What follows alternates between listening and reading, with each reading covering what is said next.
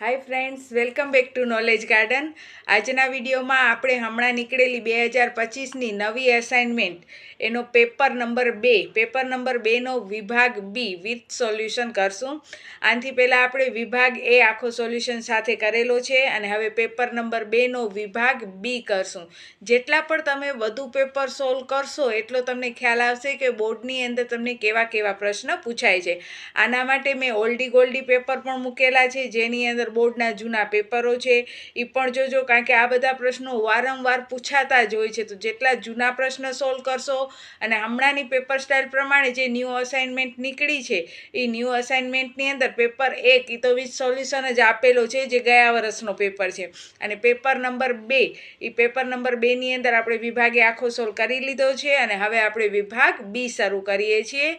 તો વધુ સમય ન લેતા ચાલો આપણે હવે વિભાગ બી શરૂ કરીએ, જેની અંદર તમારે 9 પ્રશ્ન કરવાના છે. કયા 9 પ્રશ્ન કરવા સરળ છે? આમ તો હું એમાં બધા જ પ્રશ્ન તમને કરાવું છું, પણ તમને જે સરળ લાગે એ 9 પ્રશ્ન તમારે કરવાના છે.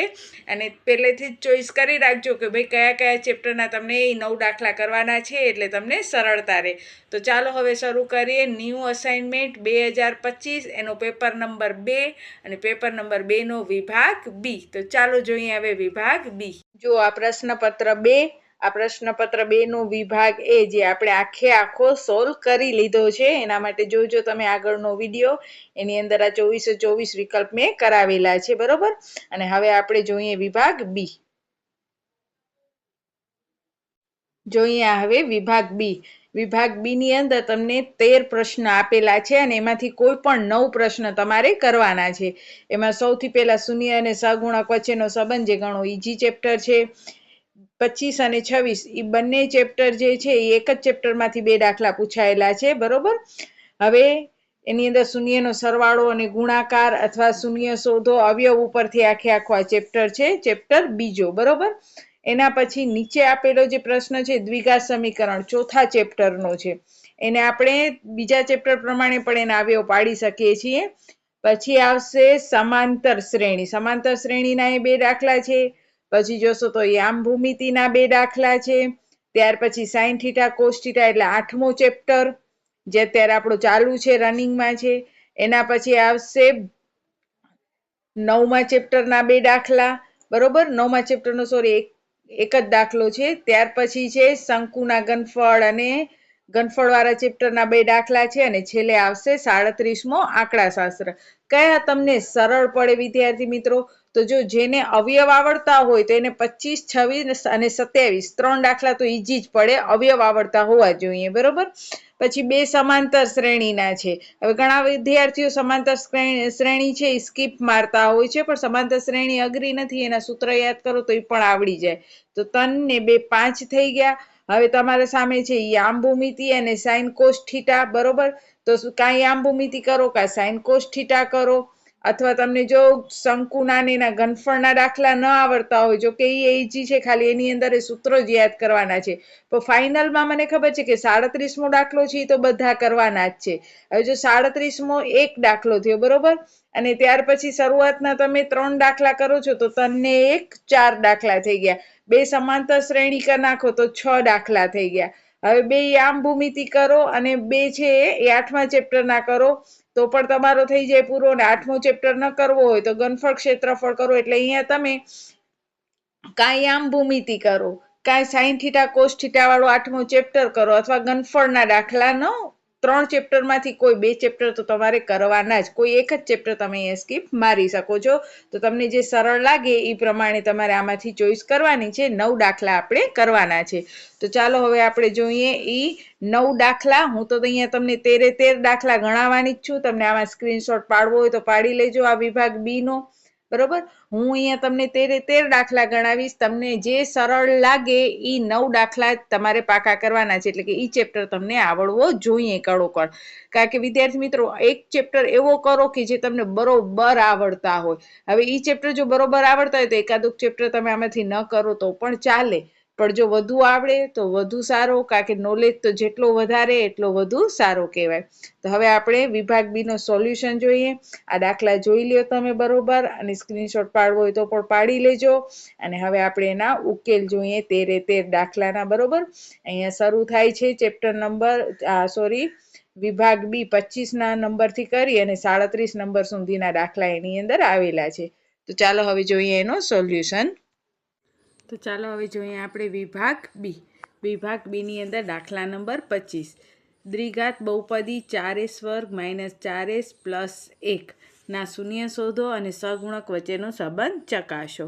તો અહીંયા કને આપણે આ જે છે 4s વર્ગ - 4s પ્લસ 1 એના આપણે અવયવ પાડવાના છે. અવયવ માટે મેં અલગથી વિડીયો મોકલાવેલો હતો, સરળ અવયવની રીતવાળો, તો એ પણ જોઈ લેજો અવયવ ના આવડે તો સૌથી પહેલાં શું કરશું, પહેલા અને છેલ્લા પદનો ગુણાકાર એટલે કે 4 એકા 4 અને સરવાળો 4, છેલ્લા પદની નિશાની એટલે સરવાળો 4. હવે એવો પાડો ગોતશું તો 2 દૂ 4 અને 2 ને 2 4. પહેલો પદ જેમ છે તેમ, છેલ્લો પદ નિશાની શીખે જેમ છે તેમ, અને ભાગ 2 અને 2થી હાલ્યા એટલે 2s અને 2s. -4 જોઈએ છે એટલે -2 ને -2 -4 થાય. પછી આપણે જોડી બનાવવાની. અહીંયાથી આપણે આ પહેલી જોડી બનાવીએ 4s વર્ગ - 2s. તો એમાંથી કોમન શું નીકળે, 2s નીકળે, કારણ કે 4ના પાડામાં એ 2 આવે ને 2ના પાડામાં એ 2 આવે ને બંનેમાં ss પણ છે. અને કોમન કાઢવાનું એ મેં તમને પહેલાં શીખવાડેલું જ છે. એટલે 2s સામાન્ય કાઢો તો જો 2 દૂ 4, s ગુણ્યા ss નો વર્ગ ને 2s એકા 2s.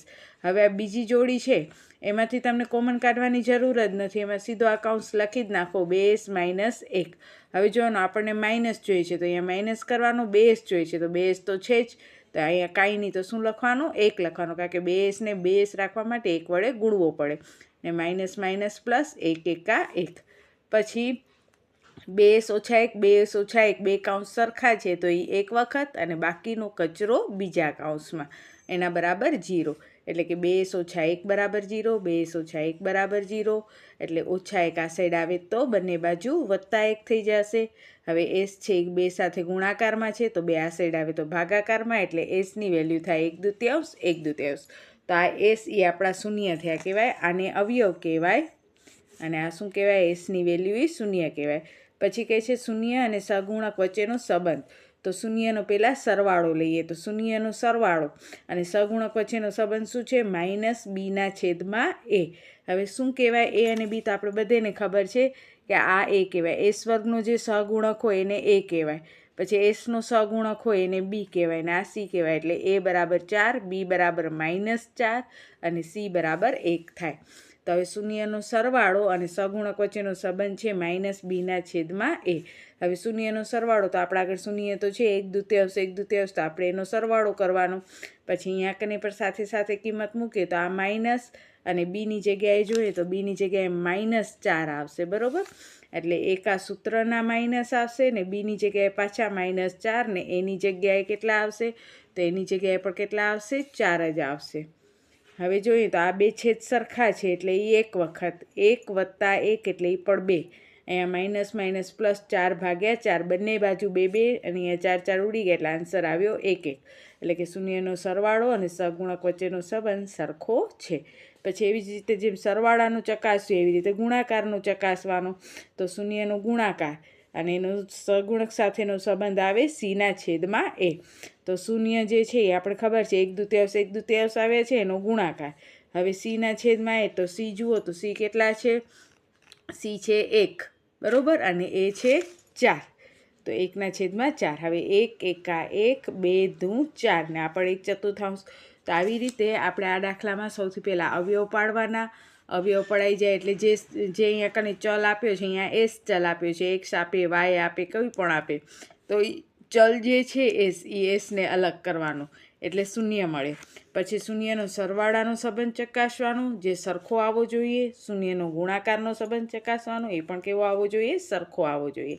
ત્યાર પછી આપણે જોઈએ દાખલા નંબર 26. દાખલા નંબર 26માં કહે છે કે જેના શૂન્યનો સરવાળો વર્ગમૂળ 5 હોય અને ગુણાકાર 3/4 હોય તો તે બહુપદી શોધો. હવે શૂન્યનો સરવાળો એટલે આલ્ફા પ્લસ બીટા, અને સરવાળો આપણને આપી દીધો છે કેટલો છે, વર્ગમૂળમાં 5. અને ગુણાકાર એટલે આલ્ફા ગુણ્યા બીટા. જે શૂન્ય છે એના માટે આપણે આલ્ફા બીટા ધારવાનો હોય. 2 શૂન્ય છે તો એક આલ્ફા અને એક બીટા. 2 શૂન્યનો સરવાળો વર્ગમૂળ 5 અને 2 શૂન્યનો ગુણાકાર. તો ગુણાકાર આપી દીધો છે 3/4. હવે આપણે જોઈએ તો શૂન્યનો સરવાળાનો સૂત્ર શું થાય? -b/a. તો -b/a સરવાળાનો સૂત્ર બરાબર વર્ગમૂળ 5. હવે આગળ જોઈએ તો -b. હવે અહીંયા કને શું કરશું? તો અહીંયા જુઓ તો બંનેની અંદર જે સરવાળો છે ને ગુણાકાર છે તો એમાં એની વેલ્યુ જુદી જુદી છે. અહીંયા સરવાળો એટલે -b/a બરાબર વર્ગમૂળ 5. છેદમાં કાંઈ નહોતું એટલે મેં 1 લખી નાખ્યો, બરાબર ને. અહીંયા 3/4. એની વેલ્યુ જ્યારે જુદી જુદી હોય ત્યારે કેવાળી રીત કરવાની. કેવાળી રીતમાં શું કરશું? અંશના છેદમાં અંશ અને છેદના છેદમાં છેદ. એટલે કે -b એના છેદમાં વર્ગમૂળ 5 બરાબર એના છેદમાં 1 બરાબર કે. આ રીતે યાદ રાખવાનું. જ્યારે પણ એની વેલ્યુ કેવી આવે? જુદી જુદી આવે. અહીંયા છેદમાં કાંઈ નહોતું એટલે 1 લખો. તો જો એની વેલ્યુ જુદી જુદી આવી ત્યારે કેવાળી રીત જ કમ્પલસરી કરવાની. શોર્ટકટ રીત ત્યારે કામ આવે નહીં. હવે અંશના છેદમાં અંશ એટલે -b છેદમાં વર્ગમૂળ 5 બરાબર એના છેદમાં 1 બરાબર કે. એટલે કે પહેલી રકમ બરાબર કે, બીજી રકમ બરાબર કે. હવે આપણે જોઈએ તો આ વર્ગમૂળ 5 ભાગાકારમાં છે, અહીંયા આવે તો ગુણાકારમાં. પણ બી માઇનસ ન હોવો જોઈએ એટલે એ માઇનસ કેને આપી દેવાના? વર્ગમૂળ 5 કેને. એટલે બીની વેલ્યુ મળી ગઈ આપણને. આ એક ભાગાકારમાં, અહીંયા આવે તો ગુણાકારમાં એટલે એ બરાબર કે એકા કે. હવે એ અને બી મળી ગયો. હવે આપણે આ ગુણાકારનો જોઈએ તો ગુણાકાર આપણને 3/4 આપ્યો હતો. ગુણાકારનું સૂત્ર થાય c/a. c/a એટલે કે 3/4. હવે અહીંયા શું કરશું? c ને અહીંયા જ રહેવા દઈએ. તો આ એ ભાગાકારમાં છે, અહીંયા આવે તો ક્યાં આવી જાય? ગુણાકારમાં આવી જાય. એની વેલ્યુ આપણને ખબર છે કેટલી છે? કે છે. એટલે એની જગ્યાએ લખી નાખશું કે. એટલે c બરાબર 3k/4.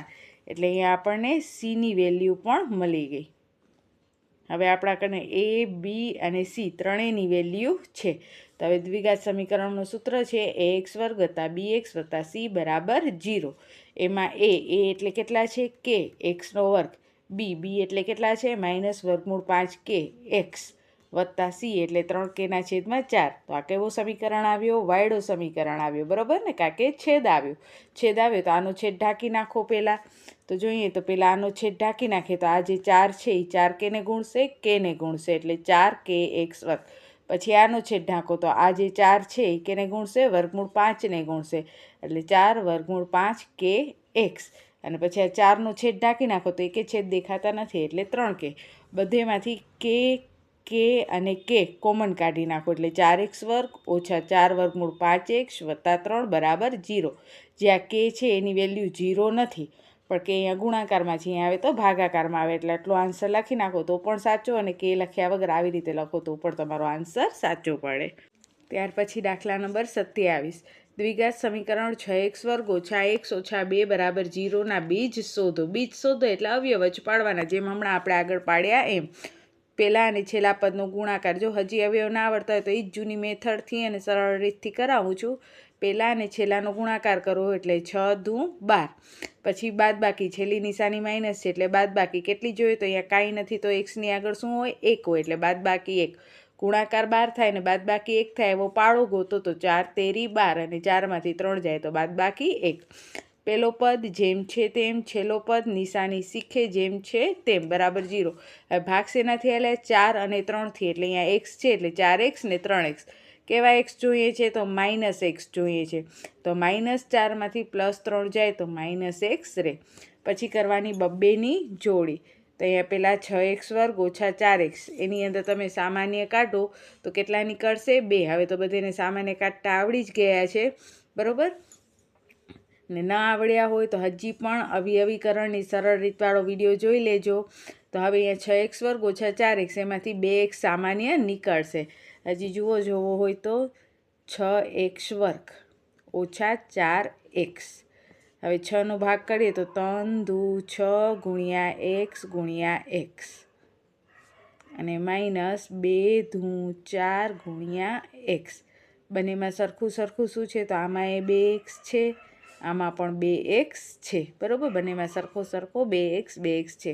એટલે 2x કાઢ્યા બારે તો અંદર શું રહી ગયો 3x માઇનસ 2. આવી રીતે સામાન્ય કાઢવાના. પછી આ બીજી જોડીમાંથી સામાન્ય કાઢવાની જરૂર જ નથી. જે આ કૌંસ છે એ જ કૌંસ તમારે એમને એમ લખી નાખવાનો 3x ઓછા 2. પછી અહીંયા વત્તા તો વત્તા 3x તો અહીંયા ઓલરેડી 3x છે તો એને કેટલા વડે ગુણીએ તો 3x જ રહે 1 વડે. એટલે 3x એકા 3x જોઈ લેવાનું, વેરીફાઈ કરી નાખવાનું, પ્લસ માઇનસ માઇનસ 2 એકા 2. બે કૌંસ સરખા છે એ એક વખત, બાકીનો કચરો બીજી બાજુ, અને એના બંને બરાબર 0. એટલે ઓછા 2 છે વત્તા આ સાઈડ આવે તો વત્તા 2, વત્તા 1 આ સાઈડ આવે તો ઓછા 1. 3 અહીંયા ગુણાકારમાં, અહીંયા આવે તો ભાગાકારમાં, 2 અહીંયા ગુણાકારમાં, અહીંયા આવે તો ભાગાકારમાં. આપણે માત્ર બીજ જ શોધવાના હતા એટલે આ બીજ જ. જો સહગુણક વચ્ચેનો સંબંધ કીધો તો જ આપણે આગળ દાખલો કરવાનો. તો આ 27મો દાખલો. ત્યાર પછી જોઈએ આપણે 28મો દાખલો. 28મા દાખલાની અંદર કીધો છે કે ચકાસો 301 એ 5, 11, 17, 23 આ સમાંતર શ્રેણીની યાદીનો કોઈ એક પદ છે. હવે આપણે ખબર નથી કે 301 આ સમાંતર શ્રેણીમાં આવશે કે નહીં આવે. એટલે આપણે ધારી લેવાનું કે ધારો કે 301 એ an-મો પદ, an 301 છે એટલે કોઈ એક પદ 301 છે એમ ધારી લેવાનું. તો અહીંયા જે પહેલી રકમ છે એને શું કહેવાય? a કહેવાય. એટલે a બરાબર 5. ડી કેને કહેવાય? તો બીજી રકમમાંથી પહેલી રકમ બાદ કરવાની. બીજા પદમાંથી પહેલો પદ બાદ કરો એટલે 11માંથી 5 જાય તો 6, એટલે એ આપણો ડી રહ્યો. હવે પદનો દાખલો છે એટલે પદનું સૂત્ર લખીએ તો an બરાબર a વત્તા n માઇનસ 1 ડી.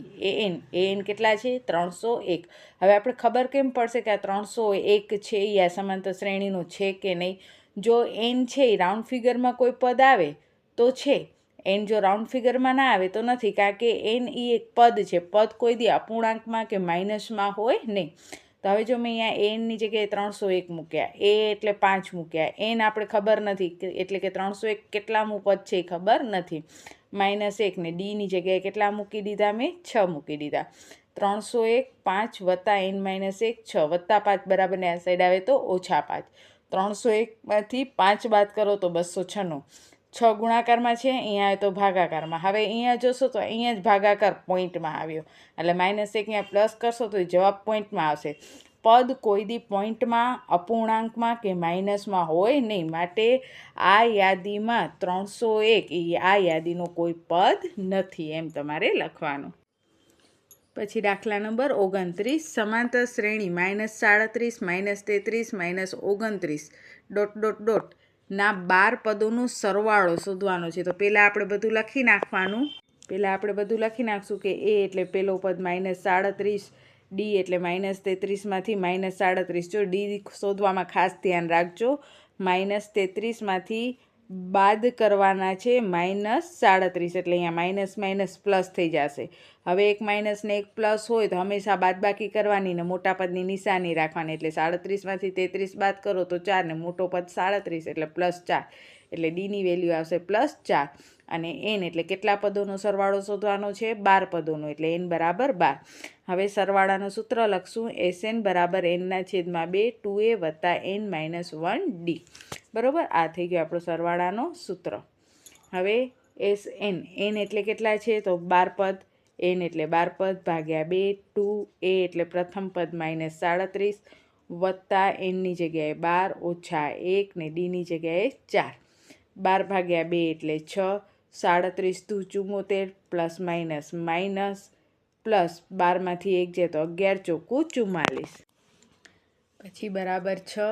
હવે -74 ને +44, તો વળી માઇનસ પ્લસ છે એટલે આપણે બાદબાકી કરવાની. એટલે 74માંથી 44 બાદ કરો તો 30 ને મોટા પદની નિશાની એટલે માઇનસ. પછી 6 ગુણ્યા -30 એટલે 3 × 6 = 18 ને મીંડો, એટલે જવાબ આવશે -180. એટલે S12 12 પદોનો સરવાળો આવશે -180. ત્યાર પછી 30મો દાખલો જોઈએ. બિંદુઓ AB અને -a - b વચ્ચેનું અંતર. હવે અંતર શોધવા માટેનું સૂત્ર છે. આપણે એકવાર આ જે પહેલો કૌંસ છે એના માટે a ધારી લઈએ, બીજા કૌંસ માટે b ધારી લઈએ. બરાબર, એટલે કે AB એટલે a અને -a - b કેના આયામ છે? bના. હવે x1 x2 જોઈએ તો આને કહેવાય x1, આનું કહેવાય x2. બંનેના જે પહેલા હોય x1 x2 અને બીજા હોય એ શું થશે? y1 y2. બરાબર, એ આપણે વેલ્યુ અહીંયા લખી નાખી. હવે આપણે અંતર શોધવાનું છે, તો અંતરનું સૂત્ર AB વર્ગ બરાબર x1 માઇનસ x2 આખા કૌંસનો વર્ગ વત્તા y1 માઇનસ y2 આખા કૌંસનો વર્ગ. હવે જો તમને આ સૂત્ર ન વાપરવું હોય તો અહીંયાથી વર્ગ કાઢીને વર્ગમૂળમાં એ કરી શકો છો, પણ પછી ઘડી આપણે વર્ગમૂળ દોરવો પડે, એટલે મેં આ સૂત્ર વાપર્યો કે અહીંયા AB વર્ગ કરી નાખો તો અહીંયાથી વર્ગમૂળ નીકળી જાય, એટલે x1 માઇનસ x2 આખા કૌંસનો વર્ગ વત્તા y1 માઇનસ y2 આખા કૌંસનો વર્ગ. હવે x1 તો x1 એટલે કેટલા છે a માઇનસ x2 તો x2 એટલે કેટલા છે તો x2 એટલે પાછા માઇનસ a, x1 એટલે a પછી આ નિયમના માઇનસ ને x2 એટલે પાછા માઇનસ a એનો વર્ગ, પછી વત્તા y1 એટલે છે b માઇનસ y2 એટલે પાછા minus b, minus minus plus, અહીંયા પણ માઇનસ માઇનસ પ્લસ, a વત્તા a એટલે 2aનો વર્ગ, b વત્તા b એટલે 2bનો વર્ગ, 2નો વર્ગ 4 a વર્ગ, 2નો વર્ગ 4 b વર્ગ, એટલે ab વર્ગ બરાબર 4a વર્ગ b વર્ગ મળ્યા. આપણે ab શોધવાના છે, એટલે હવે આને વર્ગમૂળમાં નાખી દઈએ. 4a વર્ગ 4b વર્ગને એમાંથી 4 4 કાઢી નાખીએ કોમન. હવે એ 4 છે એ વર્ગમૂળમાંથી બહાર નીકળે તો કેટલા થઈ જાય 2, એટલે ab બરાબર 2a વર્ગ વત્તા b વર્ગ. તો આ આપણો થશે 30મો દાખલો. પછી જોઈએ આપણે 31મો દાખલો.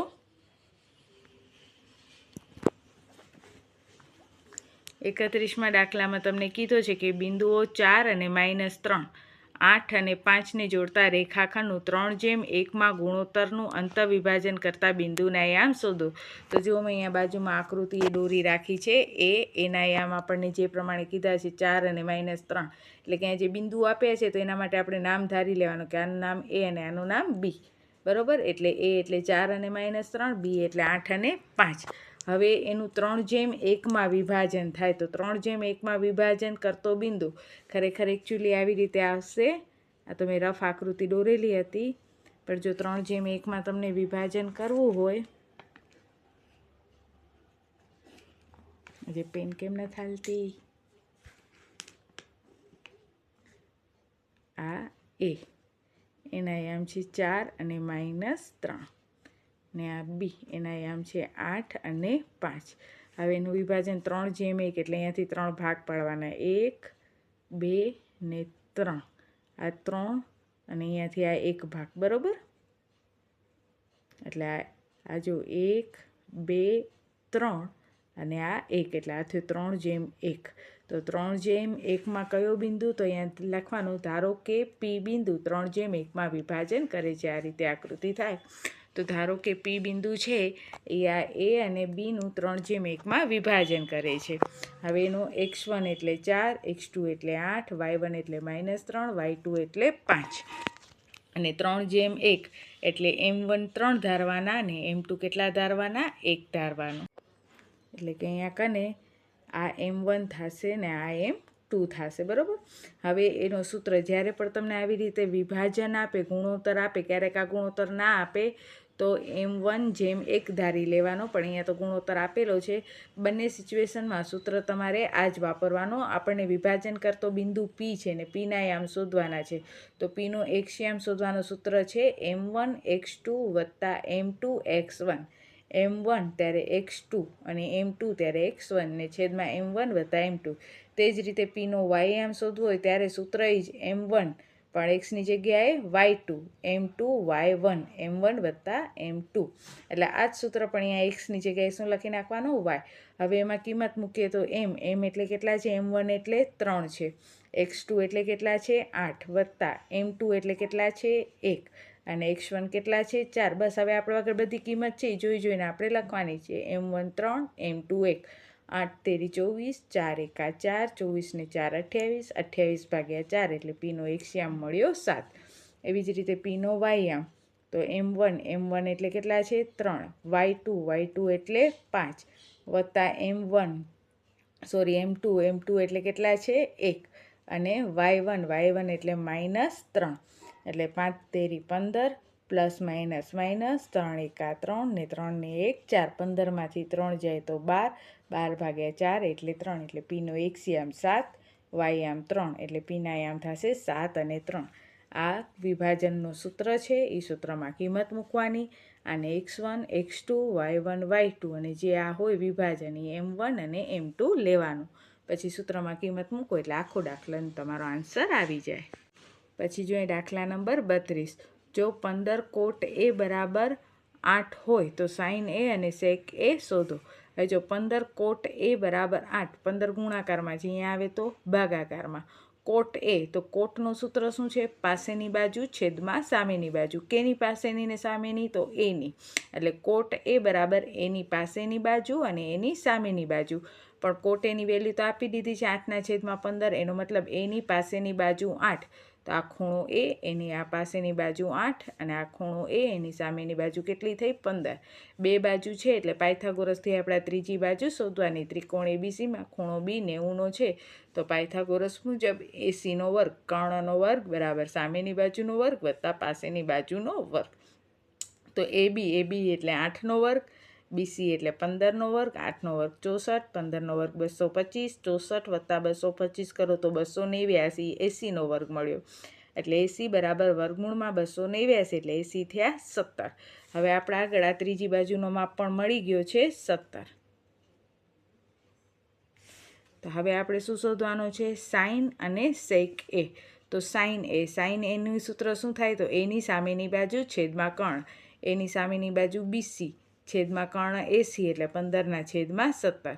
પછી સેક એ શોધવાનું કીધું છે. તો સેકનું સૂત્ર શું થાય? કર્ણના છેદમાં પાસેની બાજુ. કેની પાસેની બાજુ? એની પાસેની બાજુ. તો કર્ણ એટલે એસી 17 અને એની પાસેની બાજુ એટલે એ બી 8 એટલે 17/8. ત્યાર પછી 33મો દાખલો, કિંમત શોધો. સાઇન 30 ગુણ્યા કોસ 45 વત્તા કોસ 30 ગુણ્યા સાઇન 45. હવે મેં જ્યારે 8મું ચેપ્ટર ચલાવ્યું ને ત્યારે તમને ખૂબ જ સરળ રીતે આખો કોષ્ટક યાદ રહી જાય એ રીતે કોષ્ટક યાદ રખાવ્યો છે. જ્યારે તમે પરીક્ષા આપતા હો ને ત્યારે કોષ્ટક રફ પેજમાં આખો લખી નાખવાનો. એટલે તમને જ્યારે પણ આ દાખલો આવે ત્યારે કોષ્ટકમાંથી જોઈને કિંમત મૂકી શકો. પહેલે કોષ્ટક લખેલું હોય તો દાખલામાં મૂંઝાવ તો એ કોષ્ટકના આંકડા યાદ રહે. નહીં તો ઘણીવાર એવું થાય કે આપણે દાખલામાં એટલા મૂંઝાઈ જઈએ અને કોઈ દાખલો અઘરો આવે તો પછી કોષ્ટક ભૂલાઈ જતો હોય. તો રફમાં પહેલાં કોષ્ટક આખો લખી નાખવાનો. તો હવે હાલો આપણે સીધી કિંમત મૂકીએ. સાઇન 30, તો સાઇન 30ની કોષ્ટક પ્રમાણે વેલ્યુ થાય 1/3. કોસ 45ની થાય 1/2, બે વચ્ચે ગુણાકાર, પોઈન્ટ છે એટલે ગુણાકાર. પ્લસ કોસ 30ની વેલ્યુ થાય વર્ગમૂળ 3/2 અને સાઇન 45ની વેલ્યુ થાય 1/2. 1 એકા 1, 2 વર્ગમૂળ 2 વત્તા વર્ગમૂળ 3 એકા વર્ગમૂળ 3 અને છેદમાં 2 વર્ગમૂળ 2. 2 વર્ગમૂળ 2, 2 વર્ગમૂળ 2 બંને સરખા છે છેદ તો એ એક વખત એટલે ઉપર આવશે 1 વત્તા વર્ગમૂળ 3. પણ અહીંયા કને છેદ છે એ અસમય છે. આપણે છેદને અસમય નહીં રાખવાનો. વર્ગમૂળ 2 છે એટલે છેદ અસમય છે. તો એને સમય કરવા માટે આપણે 2 વર્ગમૂળ 2ને ઉપર નીચે ગુણવાનો. તો 2 વર્ગમૂળ 2 એકા 2 વર્ગમૂળ 2 અને 2 ગુણ્યા વર્ગમૂળ 2 ને વર્ગમૂળ 3 એટલે 2 તેરી 6. જો વર્ગમૂળવાળાનો ગુણાકાર થાય એટલે 2 વર્ગમૂળ 2 એકા 2 વર્ગમૂળ 2 અને 2 અને 3 દુ 6 અને અહીંયા કને 2 દુ 4 ને વર્ગમૂળ 2 ગુણ્યા વર્ગમૂળ 2 એટલે આખા 2. 2 દુ 4 ને વર્ગમૂળ 2 આખા 2. હવે જોઈએ તો આમાંથી આપણે 2 બંનેમાં છે તો 2 બારે કાઢી નાખીએ તો રહેશું વર્ગમૂળ 2 અને વર્ગમૂળ 6. આ બંનેમાંથી 2ને કોમન કાઢી નાખ્યા બાર એટલે 2 વર્ગમૂળ 2, 2 વર્ગમૂળ 6 ને 4 ગુણ્યા વર્ગમૂળ 2 તો એમાંથી આ 2 ઉડી ગયા એટલે આપણો આન્સર આવશે વર્ગમૂળ 2 વત્તા વર્ગમૂળ 6/4.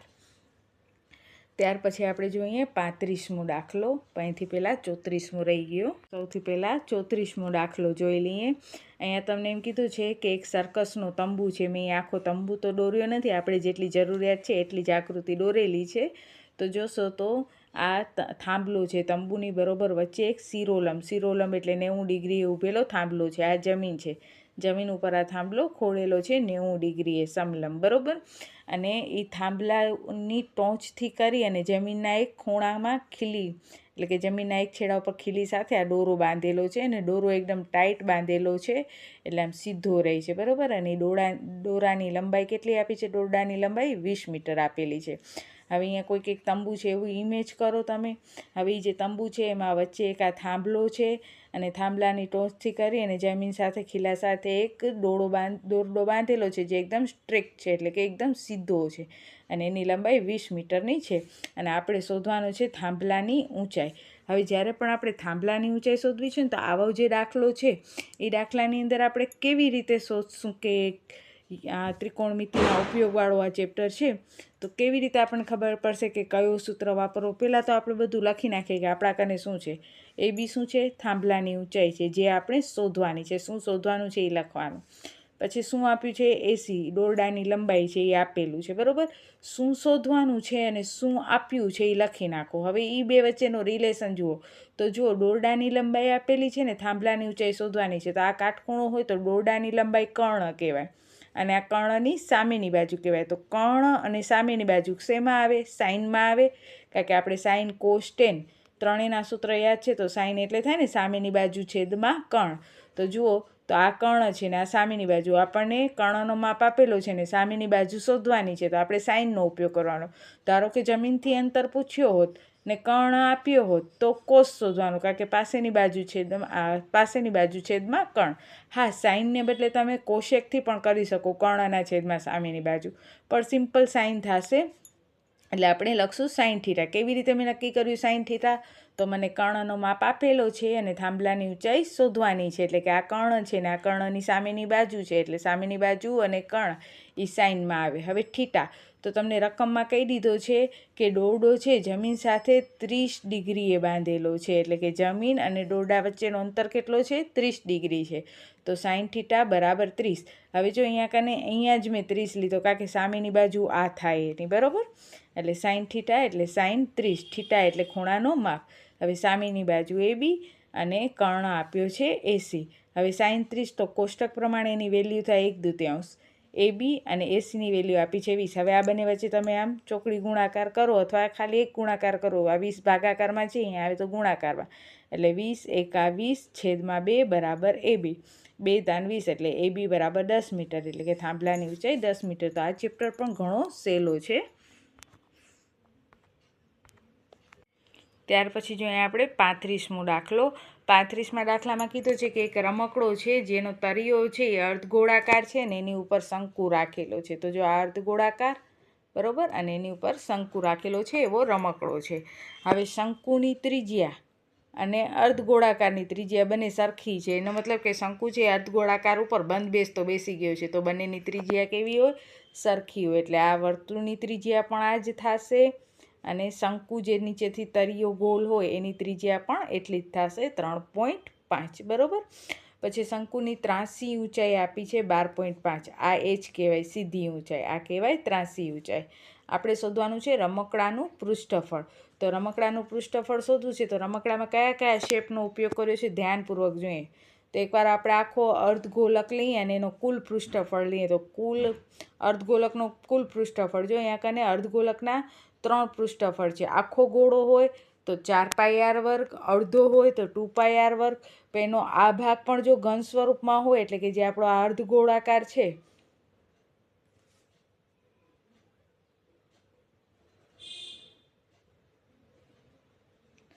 જો આ ભાગ ખાલી હોય, પોલો હોય, એટલે કે વાટકા જેવો હોય, અંદરનો ભાગ ખાલી હોય તો આપણે 2πr લઈએ. પણ આ ભાગ જો આવી રીતે આમ પેક હોય તો કેટલો લઈએ? 3πr² લઈએ. એટલે અહીંયા આખો રમકડો આવો બનેલો છે એટલે આખો ભાગ પેક છે એમ ધારવાનો. એટલે 3πr². પછી શંકુનો, તો શંકુનો કુલ પૃષ્ઠફળ કેટલો થાય? πrl. બંનેના કુલ પૃષ્ઠફળ લીધા. હવે જ્યારે આપણે શંકુનો પૃષ્ઠફળ લઈએ છીએ ને ત્યારે પણ ઓલરેડી આ આવી ગયો, કારણ કે આ આપણે આમાં અર્ધવર્તુળની અંદર આ શેપ લીધેલો જ છે, બરાબર. ત્યારે જ આપણે 3πr² લખ્યો છે. અને શંકુની કુલ સપાટીનું પૃષ્ઠફળ લઈએ છીએ ત્યારે આ ભાગ રિપીટ થાય છે. તો આ ભાગ છે એટલો જે ભાગ છે આ એ ડબલ વાર આવે છે. તો એ જે રાઉન્ડ શેપ છે, અહીંયા આપણને ભલે રાઉન્ડ નથી દેખાતો પણ વાસ્તવમાં આપણે 3D ઇમેજથી જોઈએ તો આ કેવો શેપ છે? રાઉન્ડ શેપ છે. તો એ 2 વાર આવે છે. એકવાર આવે છે અર્ધવર્તુળમાં અને પછી શંકુમાં પણ એ ભાગ પાછો રિપીટ થાય છે. એટલે એ ભાગ આપણે જે રિપીટ થાય છે એ બાદ કરવાનો. તો કેટલો ભાગ રિપીટ થાય છે? તો વર્તુળાકાર રિપીટ થાય છે. વર્તુળનું ક્ષેત્રફળ શું થાય? πr². એટલે રમકડાનું કુલ પૃષ્ઠફળ એટલે અર્ધગોલકનું કુલ પૃષ્ઠફળ વત્તા શંકુનો કુલ પૃષ્ઠફળ અને એની અંદર આ ભાગ રિપીટ થયો. બંનેમાં આપણે આ ભાગ લીધો એટલે એ વર્તુળનું ક્ષેત્રફળ બાદ કરવાનું. અર્ધગોલકનું પૃષ્ઠફળનું સૂત્ર થાય 3πr². શંકુનું પૃષ્ઠફળ થાય πrl ને વર્તુળનું ક્ષેત્રફળ થાય πr². હવે અહીંયા જોઈએ તો અહીંયા πr છે, અહીંયા πr છે ને અહીંયા πr છે. તો πr મેં કાઢી નાખ્યા કોમન. એટલે અહીંયા રહી ગયો 3. અહીંયા r² છે એટલે r લખ્યા એટલે 3πr². પછી અહીંયા પાઈ આર બારે આવી ગયો એટલે અહીંયા રહી ગયો એલ માઇનસ અહીંયા પાઈ આર બારે આવી ગયો એટલે ખાલી એક આર રહ્યો. હવે પાઈની વેલ્યુ કાંઈ ન કીધી હોય તો આપણે કેટલી લેવાની 22/7 આર એટલે 3.5 આપે છે પોઈન્ટ કાઢી નાખીએ તો છેદમાં અમે લખ્યા 10 પછી 3 વરી આર એટલે 3.5 વત્તા એલ આપી દીધો છે આપણને કેટલો આપ્યો છે 12.5 ને માઇનસ વરી આર એટલે 3.5 અહીંયાથી મેં છેદ ઉડાડ્યા 7 5 35 5 ધૂ 10 અને 2 અને 22 એટલે 11 ધૂ 22 એટલે આન્સર કેટલો આવ્યો 11. હવે 3 ગુણ્યા 3.5 એટલે 10.5 વત્તા 12.5 માઇનસ 3.5. હવે 10.5 ને 12.5 એટલે 23. 23માંથી આપણે 3.5 બાદ કરવાના એટલે આવશે 19.5. 19.5 ગુણ્યા 11 કરશું તો રમકડાનું કુલ પૃષ્ઠફળ આવશે 214.5 મીટર વર્ગ. બરાબર. તમને સ્ક્રીનશોટ પાડવા હોય આ દાખલાના તો પાડી શકો છો. ત્યાર પછી જોઈએ દાખલા નંબર 36.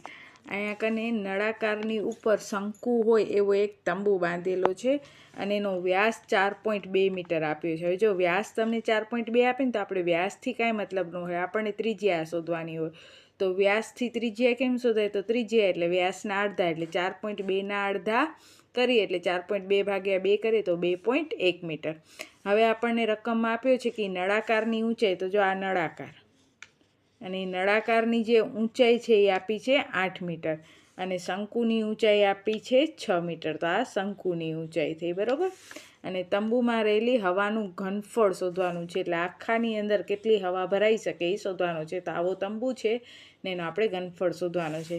તો તંબુમાં રહેલ હવાનું ઘનફળ બરાબર નળાકારનું ઘનફળ, કારણ કે નળાકારમાં હવા ભરાશે અને શંકુમાં હવા ભરાશે એટલે શંકુનું ઘનફળ. હવે આપણે આની અંદર ખાલી સૂત્ર આવડવા જોઈએ. નળાકારના ઘનફળનું સૂત્ર શું થાય? પાઈ આર વર્ગ એચ વત્તા શંકુનું ઘનફળ એટલે 1/3 પાઈ આર વર્ગ એચ. હવે જો અહીંયા કને મેં એક જગ્યાએ સ્મોલ એચ લખ્યો છે ને એક જગ્યાએ કેપિટલ એચ લખ્યો છે. એનું કારણ છે કે બંનેની ઊંચાઈ કેવી છે? જુદી જુદી છે. જ્યારે જુદી જુદી ઊંચાઈ હોય તો એક માટે કેપિટલ એચ ને એક માટે સ્મોલ એચ ધારવાનો.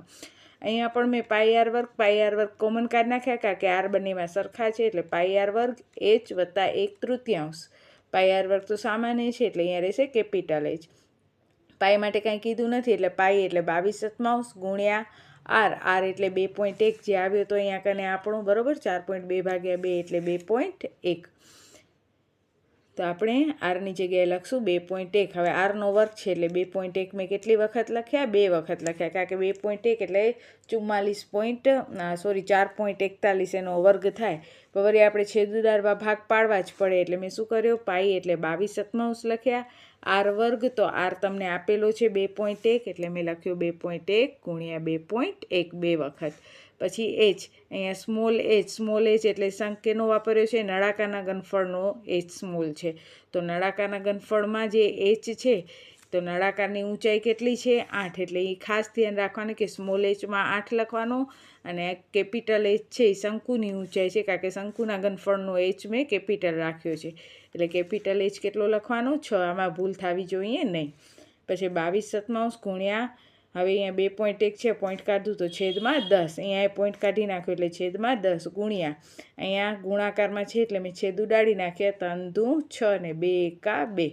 હવે છેદ ઉડાડો તો 7 તેરી 21 એટલે કે 22 ગુણ્યા 3 છેદમાં 10 ગુણ્યા 21 છેદમાં 10 ગુણ્યા 8 ને 2 કેટલા થશે? 10. 10 ઉડી ગયા. હવે 22 ગુણ્યા 3 ગુણ્યા 21 તો 22 તેરી 66 ગુણ્યા 21 છેદમાં 10 66 ગુણ્યા 21 કરશું તો 138.6 મીટરનો ઘન એટલે કે જવાબ આવશે 138.6 મીટર ઘન હવા ભરાશે. તો આ થયો આપણો તંબુવાળો દાખલો સરસ મજાનો. અને ત્યાર પછી વિભાગ બીનો છેલ્લો દાખલો અને બધેનો ફેવરેટ દાખલો. એમાં આંકડાશાસ્ત્ર છે તમને એમાં કહી દીધું છે ધારેલો મધ્યક એ બરાબર 32.5 sigma FI 35 sigma FI UI -23 H એટલે કે વર્ગ લંબાઈ 5 ને એક્સ બાર શોધવાનો છે. તો હવે અહીંયા સિગ્મા એફઆઈ યુઆઈ છે એટલે એફઆઈ યુઆઈ વાળો આપણે સૂત્ર લખવાનું એટલે એક્સ બાર બરાબર એ વત્તા સિગ્મા એફઆઈ યુઆઈ છેદમાં સિગ્મા એફઆઈ ગુણ્યા એચ. એ એટલે 32.5 જે છે વેલ્યુ જોઈને જ આપણે લખવાની છે. સિગ્મા એફઆઈ યુઆઈ તો ઉપર જોશો તો સિગ્મા એફઆઈ યુઆઈ -23 બરાબર. સિગ્મા FI તો 35 ગુણ્યા H એટલે 5, 5 સત્તા 35 પ્લસ માઇનસ માઇનસ 32.5 માઇનસ 23ના છેદમાં 7. હવે આમાંથી 23 બાદ ન કરાય, પહેલાં આનો ભાગાકાર કરાય. 23 ભાગ્યા 7 કરો તો 3.285. 32.5માંથી અહીંયા 5 ત્રીજો પોઈન્ટ પછીનો ત્રીજો આંકડો 5 કે 5થી વધુ હોય તો અહીંયા એક અંક વધારી નાખવાનો એટલે 3.29. 32.5માંથી 3.29 બાદ કરો એટલે x બાર આવશે 29.21. તો આ હતો છેલ્લો દાખલો 37મો, જે બધા ગણવાના જ છે, મને ખબર જ છે. તો આ થયો આપણો વિભાગ બી પૂરો. અહીંયા કને નવી અસાઇનમેન્ટ 2025નો પેપર નંબર 2 એનું આ વિભાગ બી પૂરો થાય છે. જો તમને આ વિડીયો ગમ્યો હોય અને દાખલા સમજાણા હોય તો લાઈક કરજો. તમારા કંઈ પ્રશ્ન હોય તો મને કોમેન્ટ્સમાં જણાવજો અને વધુને વધુ વિદ્યાર્થીને આ વિડીયો શેર કરજો. બસ આજના વિડીયોમાં આટલો. હવે નેક્સ્ટ વિડીયોમાં આપણે વિભાગ સી કરશું. ત્યાં સુધી બધાને જય હિન્દ, જય ભારત. સૌ ભણે સૌ આગળ વધે.